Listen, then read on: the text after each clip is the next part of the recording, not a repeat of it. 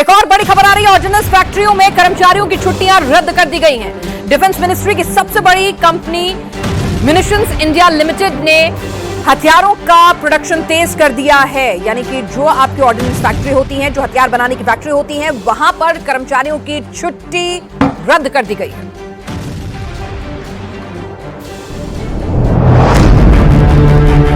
Indian army के पास जो arms हैं, उसकी फोर्स के सामने पाकिस्तान का चित होना तय है। यह भारतीय सेना की वो ताकत है जो किसी भी दुश्मन को चंद पलों में नस्तो नाबूद कर सकती है। पाकिस्तान भारत से 4 जंग लड़ा और चारों बार पाकिस्तान को करारी शिकस्त मिली, क्योंकि भारत के पास ना हथियारों की कमी है, ना ही फोर्स की कमी है, ना ही गोला बारूद की कमी है और ना ही लड़ने के जज्बे की। ऐसे में पाकिस्तान का फिर एक बार पिटना तय है। पाकिस्तान ने पहलगाम में आतंकियों से अटैक कराया और अब आतंक के आका पर भारत का पलटवार होने वाला है। भारत का अटैक प्लान रेडी है। साथ ही अगर ये जंग लंबी खींचे तो इसकी तैयारी भी भारत कर रहा है। भारत की ऑर्डिनेंस फैक्ट्रियों ने अपने कर्मचारियों की छुट्टियां कैंसिल कर दी हैं। ऑर्डर जारी कर दिया गया है। फैक्ट्री में वापस काम पर बुला लिया गया है। डिफेंस मिनिस्ट्री की सबसे बड़ी कंपनी म्यूनिशंस इंडिया लिमिटेड ने गोला बारूद बनाने का काम तेज कर दिया है। म्यूनिशन इंडिया लिमिटेड यानी MIL की देश में 12 बड़ी ऑर्डिनेंस फैक्ट्री हैं। कंपनी ने अपने कर्मचारियों की लंबी छुट्टियां कैंसिल कर दी हैं। साथ ही अगले 2 महीने तक 2 छुट्टियों से ज्यादा ना देने का ऑर्डर निकाला है। अकेले जबलपुर की ऑर्डिनेंस फैक्ट्री खमरिया में 4000 कर्मचारी काम करते हैं। पाकिस्तान की जंग से पहले हालत खराब है और भारत के पास हथियार और गोला बारूद की कमी नहीं है, लेकिन फिर भी मोदी सरकार कोई रिस्क नहीं लेना चाहती। आर्म्स भंडारों को और बढ़ाने के लिए ऑर्डिनेंस फैक्ट्रियों में प्रोडक्शन तेज कर दिया गया है, क्योंकि जंग बड़े लेवल पर हो तो सेना को हथियारों के साथ गोला बारूद की लगातार सप्लाई मिलती रहे, इसमें कोई कमी ना रहे। MIL की सालाना गोला बारूद प्रोडक्शन क्षमता अब POF से 5.1 गुना ज्यादा हो चुकी है। भारत के पास 15 दिन तक लंबी जंग के लिए गोला बारूद पहले से मौजूद है। फिर भी भारत का टारगेट 2027 तक इसे 40 दिन तक ले जाना है। मेक इन इंडिया के तहत अब भारत अपने 175 गोला बारूद में से 154 हथियारों और गोला बारूद का स्वदेशी प्रोडक्शन करने में सक्षम हो चुका है। ये इंडियन आर्मी की जरूरतों का टोटल 88% है। अब जंग चाहे जितनी लंबी चले, भारत के पास खुद प्रोडक्शन की क्षमता है। ऐसे में भारत किसी दूसरे देश की सप्लाई लाइन के भरोसे नहीं है।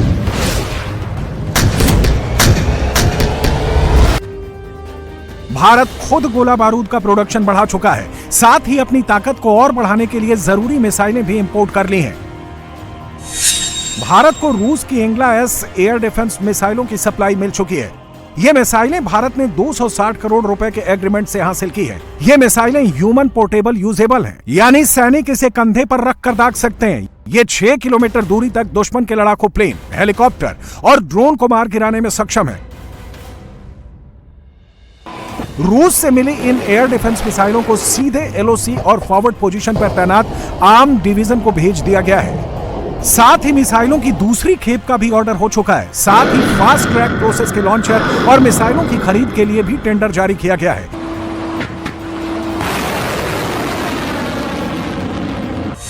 इसमें इंफ्रारेड सेंसर से लैस 90 VSHOR ADS IR मिसाइलें हैं और 48 लॉन्चर का ऑर्डर है। V-SWORD मिसाइल बेहद छोटी होती हैं। इसे ड्रोन के जरिए लॉन्च किया जा सकता है। इसका निशाना बेहद सटीक और बिना धमाके के टारगेट भेदने में सक्षम है। अमेरिका ने इसी मिसाइल से अल-कायदा के सरगना अल जवाहिरी को मारा था। इस मिसाइल का इस्तेमाल आम लोगों के बीच छिपे आतंकियों को मारने में किया जाता है और भारत के दुश्मन भी पाकिस्तान में आम लोगों के बीच छिप चुके हैं। ऐसे में भारत भी पाकिस्तान में दुश्मन को ढेर करने के लिए इन मिसाइलों को यूज करने वाला है। VSHOR ADS मिसाइल को भारत का DRDO भी डेवलप कर चुका है, लेकिन तुरंत प्रोडक्शन होना मुश्किल है। ऐसे में इसे बाहर से ऑर्डर किया गया है। अभी भारत के पास इंफ्रारेड होमिंग टेक्नोलॉजी वाले फायर एंड फॉरगेट और मैन पोर्टेबल सिस्टम की कमी है। मिसाइलों के अलावा न्यू जनरेशन के एयर डिफेंस सिस्टम के टेस्ट के लिए एक मिसाइल टेस्टिंग स्टेशन की स्थापना के लिए भी टेंडर किया गया है। इसके अलावा सेना ने कई हाईटेक वेपन सिस्टम बॉर्डर और LOC पर तैनात कर दिए हैं।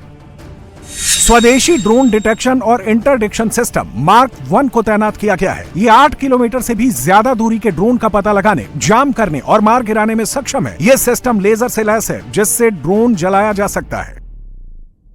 अभी हाल ही में जम्मू के 16 कोर डिवीजन में एलओसी पर इसी सिस्टम से पाकिस्तानी आर्मी के एक ड्रोन को मार गिराया गया था। यह सिस्टम पूरी तरह से स्वदेशी है। इसके अलावा डीआरडीओ ने एक लंबी दूरी का high power laser energy arm system भी विकसित किया है, जो लड़ाकू प्लेन को भी मार गिराने में सक्षम है, लेकिन अभी इसको बनाने में वक्त लग सकता है।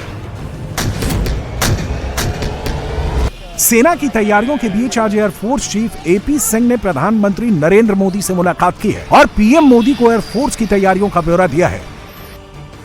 इससे पहले कल navy chief admiral R Harikumar भी पीएम मोदी से मुलाकात कर चुके हैं। अब भारत का वॉर प्लान रेडी है, वक्त फिक्स हो चुका है। किसी भी वक्त पाकिस्तान में हाहाकार मचने वाला है।